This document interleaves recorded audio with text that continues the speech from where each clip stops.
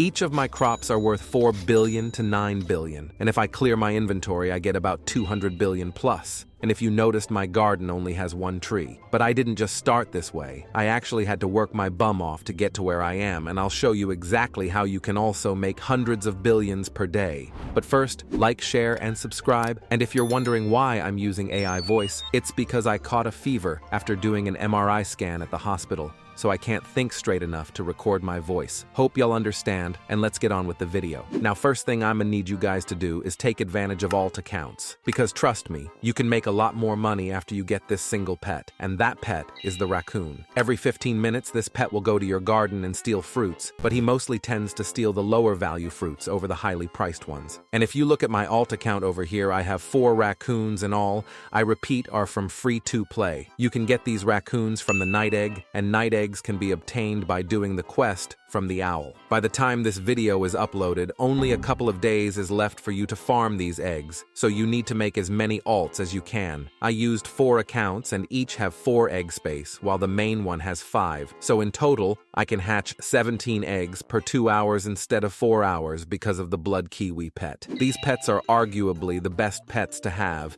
in order to maximize your egg hatching potential. But once you get the max rewards, you need to pay 500 million. And how can you even get 500 million? Well, I got you covered. During this event, I need you to buy the moon melon seed. It only cost 500,000, which is pretty cheap compared to other seeds. And this seed is pretty easy to come by compared to the seeds at the seed shops. You can find them during the Blood Night, which can occur in any server. And this event is universal, so every server has the same shop with the same stock. Moon melons are infinite yield, and they can grow up to humongous sizes, but just being big doesn't mean the prices will be better. You need mutations on these big melons, and you also need to understand how mutation multipliers work. Gold and rainbow are natural multipliers, meaning if your melon has a 1x multiplier, and it has other mutations, like moonlit or bloodlit, then the price of your melon will only increase by 2 times. However, if it was gold or rainbow, then the multiplier would be 40 times for gold and 100 times for rainbow. This is because the default multiplier will be replaced by the gold and rainbow multiplier,